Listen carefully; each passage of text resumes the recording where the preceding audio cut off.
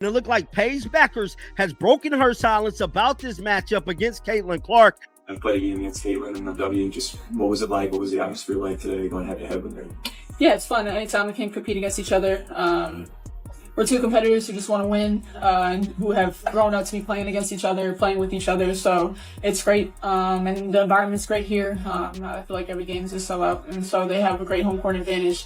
So overall, yeah, great environment. Caitlin Clark just handed Paige Bueckers the kind of wake-up call that's going to echo for the rest of the season. Their first professional showdown wasn't billed as just a game. It was hyped everywhere as the grand clash of future legends. Your feeds were flooded with graphics pitching it as a battle for the next decade of women's hoops. And then, Clark walked in and turned it into a 102-83 beatdown that left no room for debate. Sure, Bueckers put up 21 points. Solid rookie numbers. Meanwhile, Clark went full orchestrator mode. 14 points, 13 assists, 5 steals, running the show like it was her private stage, and everyone else was just paying rent. Paige Bueckers, I'm gonna be real. You did your thing. You nice. You did your thing, but you're not Caitlin Clark. Let's just be clear. You're not Caitlin Clark. And by the way, she is the best whistle in the WNBA. She hacked Sophie Cunningham and somehow was given as an offensive foul, and she fouled Caitlin Clark on a fast break. Caitlin went flying into the rim post, and the refs just ignored it. This game was an absolute blowout. Dallas Wings didn't know what hit them. Everybody ate in this game. Let's just jump right into it. Let's talk about why this wasn't even close. Clark's 13 assists came with only 2 turnovers. That's surgical control of the game, the kind of stat line that says, I decide when and how we score. This wasn't just a one-on-one duel. It was Clark overseeing an entire symphony while Bueckers was trying to play her solo on a busted violin.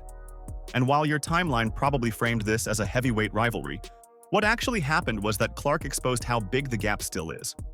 It's the difference between generational and just plain good. And no amount of hype can Photoshop that reality. And for all this Caitlin Clark, Paige Bueckers comparisons, it's not a comparison. Paige Bueckers got a lot of work to do. She's a good player. She got a lot of work to do. She need to get her team to the playoffs. Once she get her team to the playoffs, we can holla. All you Angel Reese fans out there, once she get her team to the playoffs, we can holla. Until then, Caitlin came in and got the worst team in the league directly to the playoffs off the bat. Started out 1-8, went to the playoffs, man. Paige Bueckers has been going through growing pains while she's been down there in Dallas. They have a 6-16 record, and they simply cannot figure out a way to get it done. Now, ultimately, she performed, man. She played at a very high level. She had 21 points, 4 assists, and 4 rebounds. She was shooting phenomenal from 3. Paige put up a good fight, but ultimately her team just fell short, man. But here's what the league would love for you to overlook. The cameras caught a blowout. What they didn't catch was the mental dismantling Clark performed. Every steal was a statement.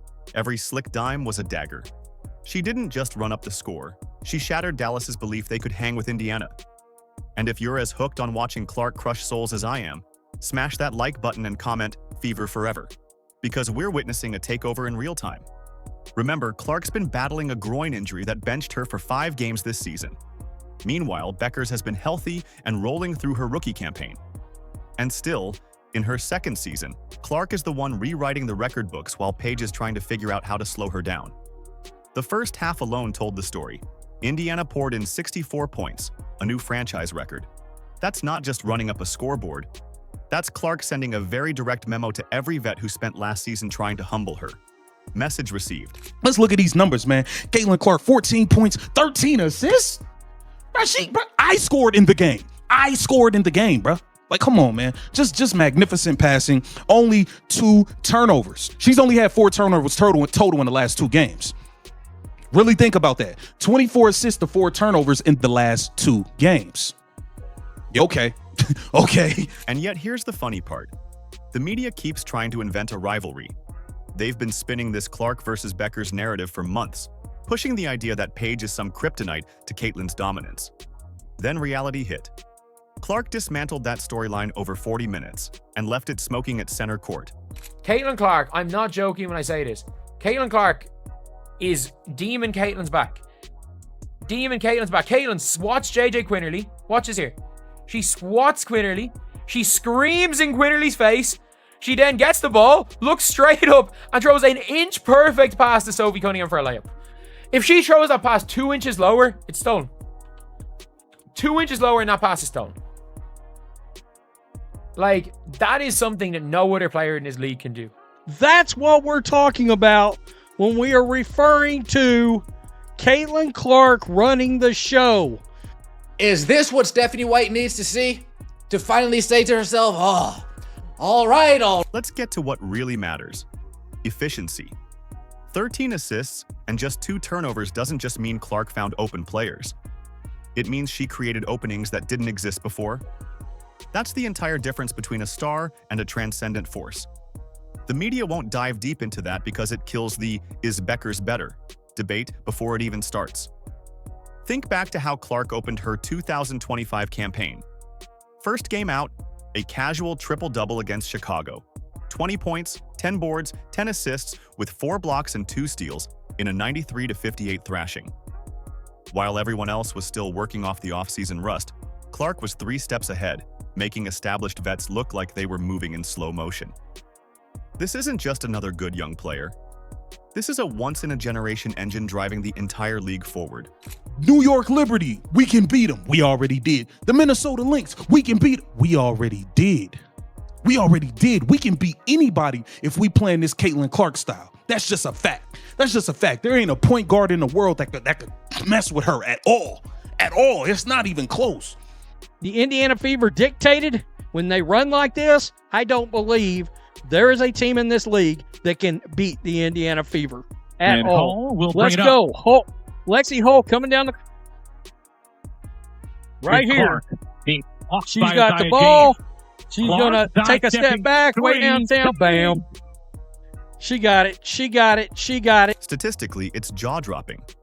Last year, she averaged 19.2 points and 8.4 assists in a rookie season that already made historians reach for their notepads.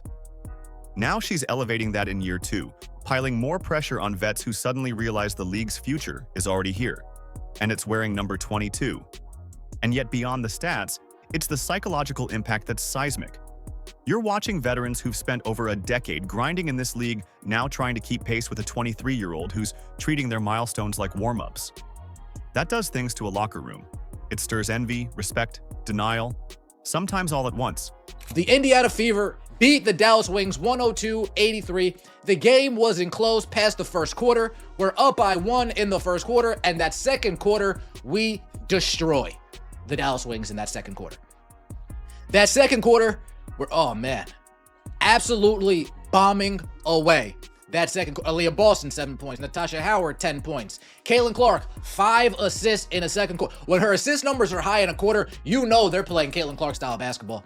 You know they're pushing the pace, pushing the tempo. I'm surprised Stephanie White didn't have a heart attack. I'm surprised she didn't bench all the starters coming out of the half. I'm glad she didn't. Seriously. If we take the second half against the Atlanta Dream and the first half against the Dallas Wings, that is a 40-minute span of what looks like Caitlin Clark basketball. But here's where it gets downright embarrassing for the league. Instead of celebrating the obvious, that they have the most marketable athlete in the sport's history, they spent Clark's rookie year trying to humble her. Remember all the petty headlines? The salty vet comments? The refs letting her get knocked around with barely a whistle? They didn't just fail to roll out the red carpet, they nearly pulled it out from under her feet. Imagine having the golden ticket to transform your sport's popularity and trying to clip its wings instead. Meanwhile, Clark has completely transformed Indiana. The Fever were a bottom feeder punchline before she arrived. You only brought them up if you needed an example of how not to run a franchise. Now they're breaking scoring records, packing arenas, and making the other 23 teams look like they're chasing second place. That's the Clark effect in full force. The playmaking. Y'all see the playmaking, bro? The backdoor passes. Come on, once the 3-ball start rolling again, y'all really in trouble. You see the post game posting up Lil Quinterly. Spin off of her step back. Midi. Y'all said she didn't have a midi. Okay. When Caitlin has the ball, they are the best show in basketball.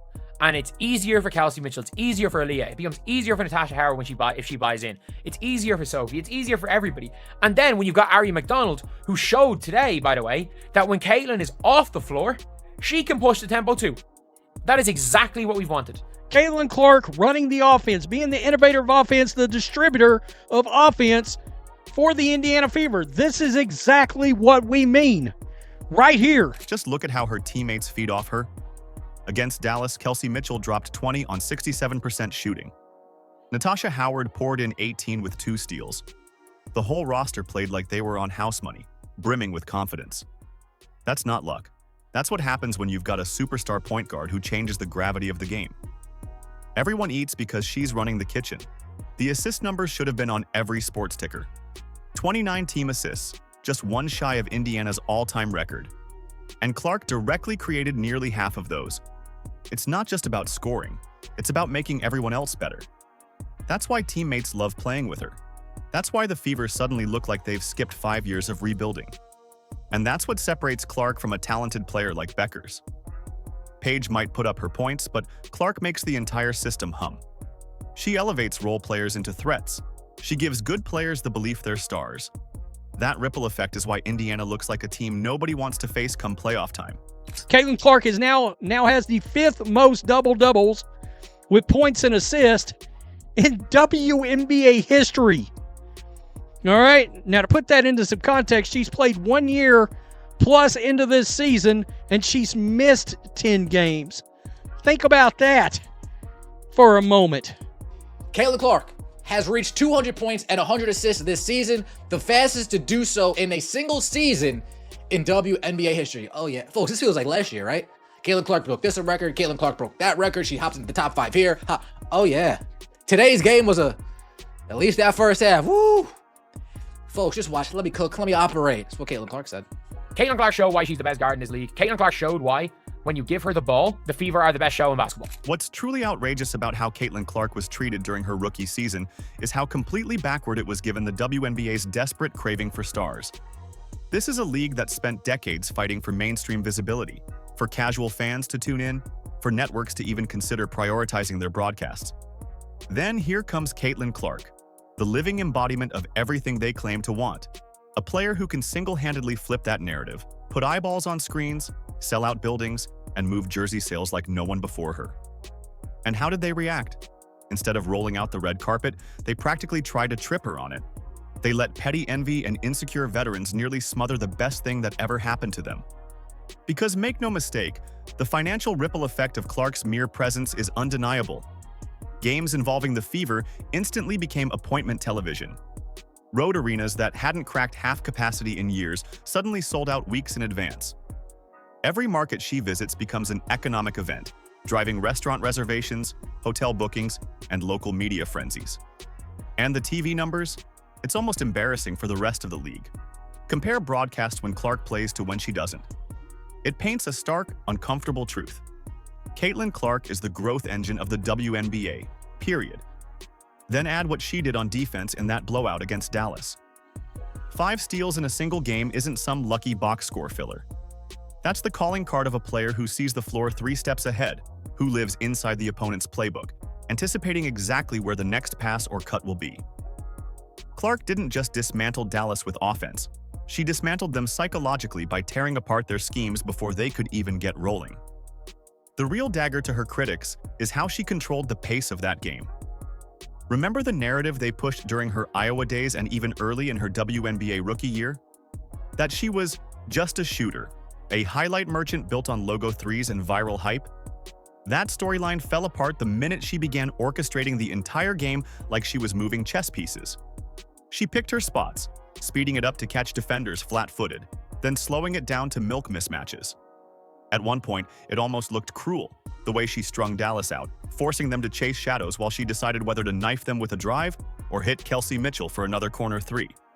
But maybe the most damning part of that Clark versus Paige Bueckers showdown was how it obliterated the media's fabricated rivalry. They spent the better part of a year crowning Bueckers the next giant killer, the player who dethroned Clark's iron grip on attention. Headlines teased the clash like it was Bird versus Magic, a generational standoff. Then tip-off happened, and over 40 minutes, Clark systematically stripped that narrative bare. Paige wasn't a rival. She was just the next player on Clark's growing highlight reel of lessons taught. And the context of this masterpiece? That makes it all the more savage. Stephanie White, Indiana's coach, had been banging the drum for weeks about consistency. The Fever had flickered between flashes of brilliance and puzzling off nights. They needed a stretch where they put it all together. So how did Clark respond? by delivering one of the most dominant, comprehensive performances you'll see this season. She didn't just stabilize the Fever, she elevated them into a unit that looked like they were auditioning for dynasty status. What's often overlooked is the sheer psychological weight Clark brings to every game. That Dallas matchup wasn't simply about racking up stats. It was psychological warfare in sneakers. With each no-look dime, each swipe in the passing lanes, she wasn't just scoring points, she was snatching Dallas's confidence right out of their chest. By the second half, you could see it on their faces. That hollow look that says, "How exactly are we supposed to stop this?" Even Clark's shooting struggles that night, 4 of 12 from the field, 2 of 7 from deep, paradoxically prove her greatness.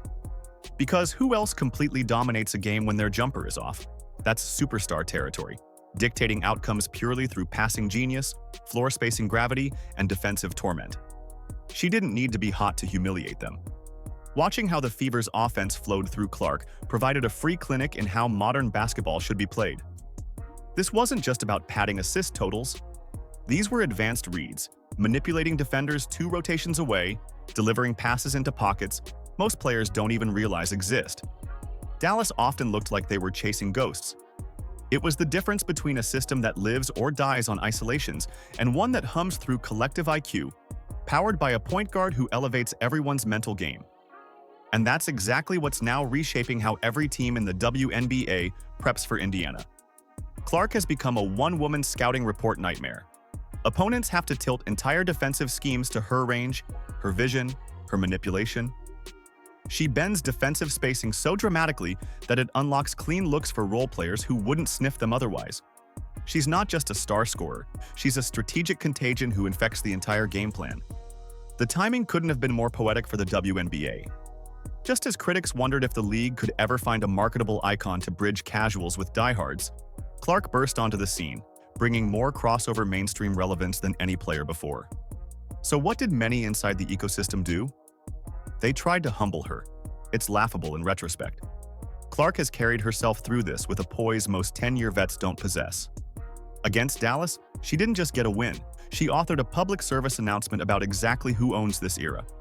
And what was truly revealing? How Clark's teammates responded. Kelsey Mitchell cooked with 20 points on a hyper-efficient 67% shooting. Natasha Howard was all over the place, dropping 18 and pestering passing lanes. Role players looked emboldened, playing looser, cutting harder, shooting with zero hesitation. That's the effect of having a transcendent conductor at point guard. She makes you believe your ceiling is higher than it ever was. 29 team assists, nearly half of them from Clark, should have been the lead on every highlight show. Instead, some outlets tried to salvage the Bueckers angle, harping on her respectable 21 points. They missed the story entirely. Bueckers looked like a promising young pro. Clark looked like she was already sketching out her Hall of Fame bust. The ripple effect of games like this is massive. Other players are now forced to level up. Entire franchises realize they can't just keep trotting out the same lineups and expect to keep pace. They'll have to retool, rethink, maybe even rethink how they draft. Because Clark isn't waiting for the league to catch up. Meanwhile, the historical pace she's setting will force statisticians to reorganize record books. Her combined scoring, facilitating, and defensive impact, all while drawing the kind of nightly contact that would send most stars crying for load management, is forging a new template. And the fact she's doing it in her early 20s is borderline absurd. Beyond the court, Clark's dominance resonates culturally. She's not just the face of a franchise, she's becoming a broader symbol of rising above bitterness and short-sighted critics. Young girls watching don't just see a flashy score, they see composure, resilience, and the pure joy of competing at the highest level even when everyone's gunning for you. That's bigger than basketball, which makes the WNBA's initial mishandling of Clark even more baffling. They nearly sabotaged their own golden goose by leaning into petty narratives instead of safeguarding the superstar who was literally raising their financial floor.